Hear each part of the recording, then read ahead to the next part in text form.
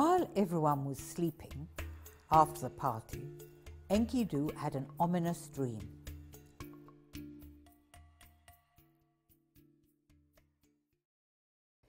He dreamed he saw and heard Dingirs discussing and deciding. Dingi Anu, Dingi Enlil, Dingi Ea, and Dingi Shamash were determining destiny. Anu spoke. They killed the bull of heaven and Humbaba, who guarded the forest mountain for us. One of them must die. Oh, let Enkidu die and Gilgamesh live, said Dingi Enlil. Shamash spoke angrily to Enlil. Why must Enkidu die? You did nothing to stop them killing the bull of heaven and Humbaba. Enlil spoke angrily to Shamash. You stayed with them every day as their friend. Enkidu awoke from this dream and shook Gilgamesh. Wake up, he said. I had an ominous dream. Enkidu told Gilgamesh his dream, with tears streaming from his eyes and soaking his face. I will be taken from you, my dear brother, over the threshold to be with the dead. My eyes will never see you again. He sat up.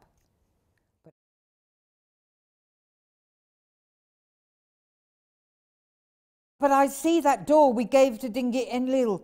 Better we gave it to Dingi Shamash. That door was brought into being by me, from a tree which knew nothing. I searched high and low, far and wide, to find the finest tree. We raised our axes and chopped down that tree. We transported it as sweet-scented timber to the house of Dingi Enlil in the city of Nippur. We took it to the Ikur as a gift. Nippur craftsmen carved and carefully assembled that door. Every part of it was made from the same splendid timber. I did this good deed for what? How have I been rewarded? Better for me to raise my axe, disassemble that door and float it on a raft to Sippar, the city of Shamash, whose winds assisted us in killing Humbaba. Better to give that door to the house of Shamash, and with it a breathtaking statue of the Anzu bird. Now, a king who lives after me can walk through that door in Nippur, scratch out my name and write his own.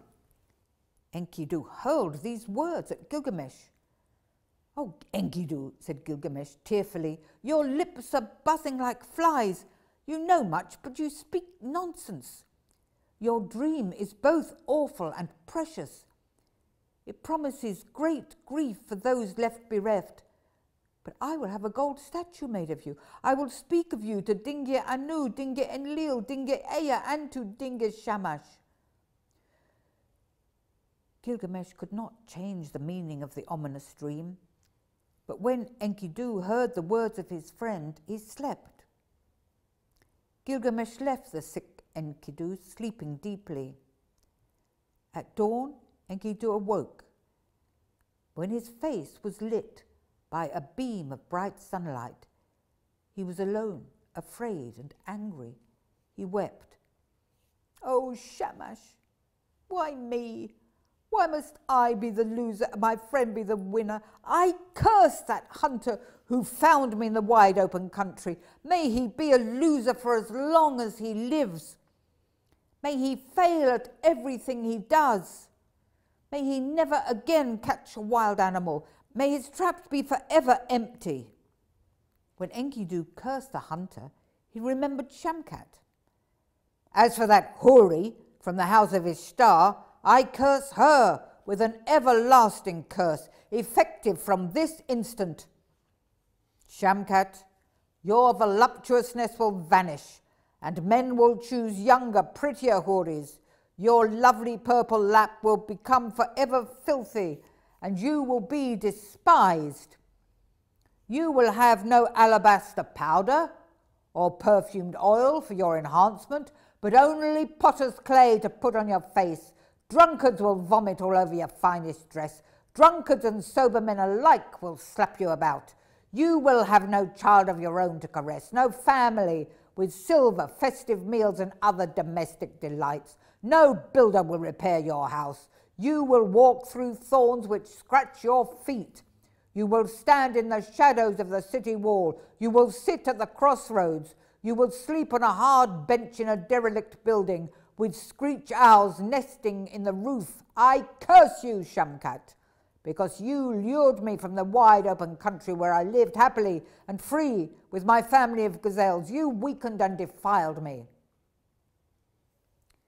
From the beam of bright sunlight, Dingish Shamash spoke to Enkidu. Be not thus angry, Enkidu. Shamkat tenderly found you, led you to human food, kingly drink, noble clothes. She led you to your friend and brother, handsome Gilgamesh. He will lay your body on a royal bed of honor. Kings in the land of no return will honor you. People in the city of Uruk will honor you with glorious lamentation. Gilgamesh will leave the city of Uruk. He will wander in the wide open country with his hair tangled and very long. He will dress only in the skins of lions he overpowers. When Enkidu heard these words from Shamash, his heart became calmer. Oh, may my curse upon Shamkat become a blessing. Shamkat, you will be adored and desired by noblemen, kings and warriors. On their way to you, they will shake out their hair and loosen their belts. They will give you earrings and brooches made of gold, silver, ivory, obsidian, carnelian, and lapis lazuli. Dingi Ishtar, the ablest of Dingirs, will take you to a wealthy man with a full storehouse. For you he will forsake his wife and 7 children. After Enkidu blessed Shamkat in his heart, he slept deeply. But then he had a second ominous dream. When he awoke, Gilgamesh was with him at his bedside. I had another ominous dream, said Enkidu. Tell me, said Gilgamesh. Solemnly, Enkidu told Gilgamesh his second ominous dream.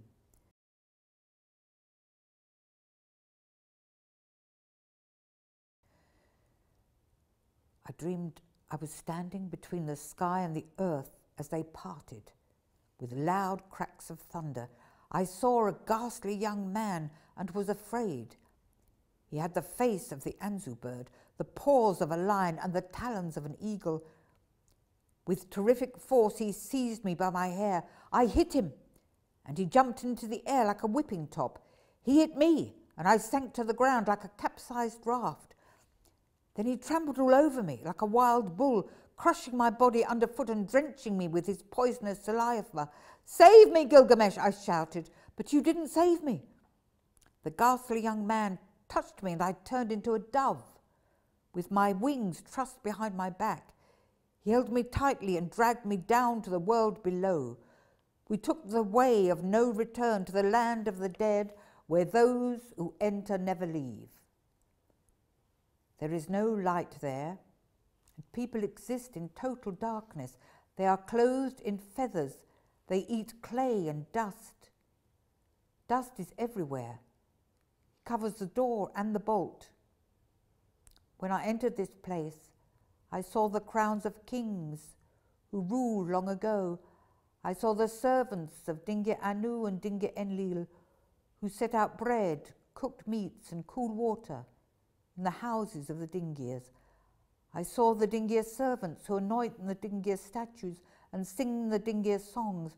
I saw Dingil Ereshkigal, queen of the world below. In front of her sat her scribe, Belit Seri, holding a clay tablet and reading aloud the names written there. Ereshkigal looked at me. Who brought this fellow here? She asked.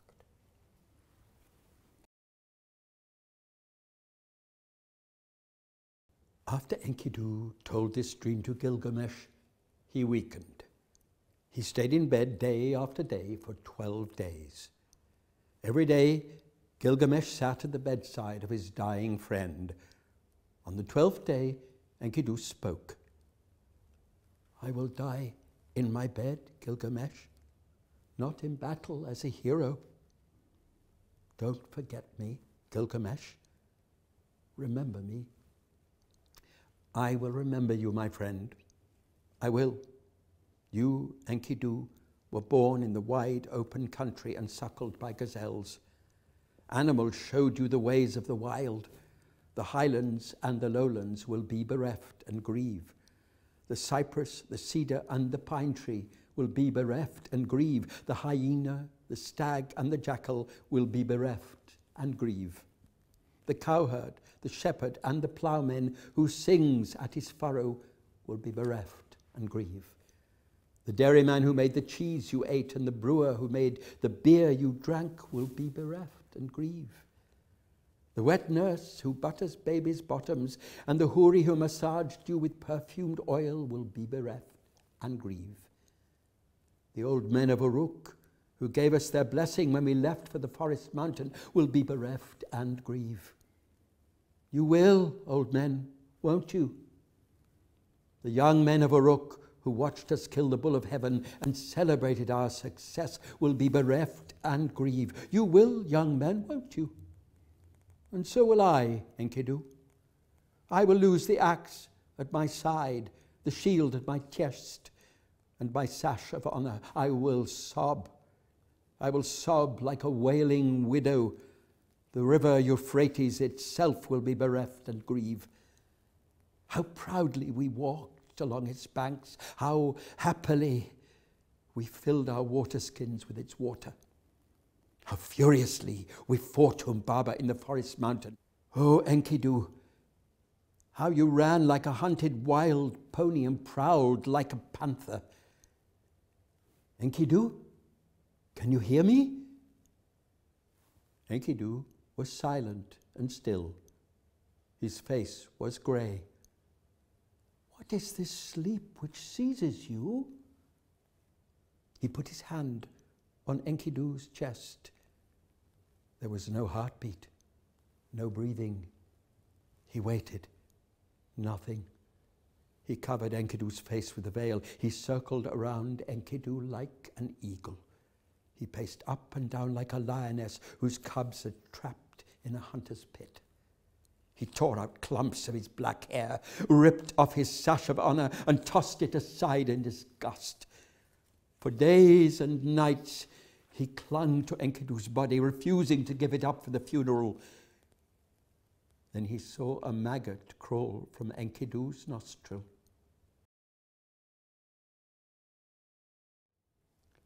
I will lay you on a bed of honor, Enkidu.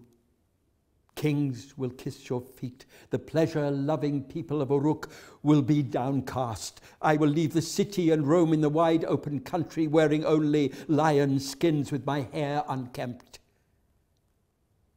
Gilgamesh summoned his craftsmen, sculptors, coppersmiths, silversmiths, goldsmiths, wood carvers, jewelers, specialists in every art.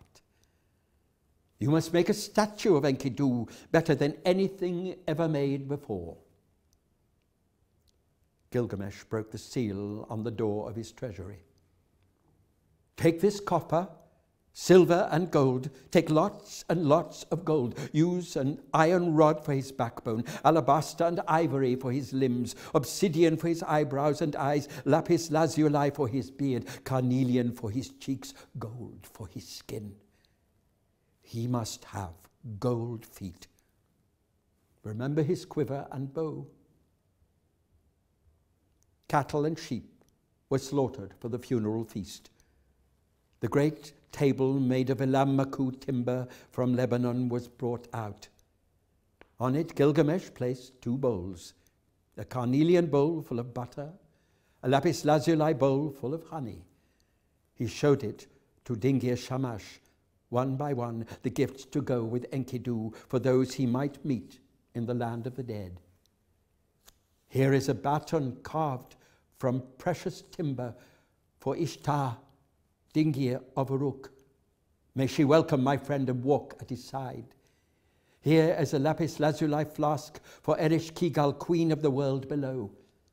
May she welcome my friend and walk at his side. Here is a carnelian flute for Demuzi, Dingir of shepherding. May he welcome my friend and walk at his side. Here is a special chair for Namta, Dingir of fate. May he welcome my friend and walk at his side. Here is a silver ring for Kwasutabat, the sweeper of the land of the dead. May he welcome my friend and walk at his side. Here is an alabaster plaque with an image of the forest mountain, inlaid with carnelian for Ninshul Luha, the cleaner in Erishkigal's house. May she welcome my friend and walk at his side. Here is a double-edged dagger with a carving on its handle of the river Euphrates for Bibu, the butcher in the land of the dead. May he welcome my friend and walk at his side. Let Enkidu not be sad in the land of no return.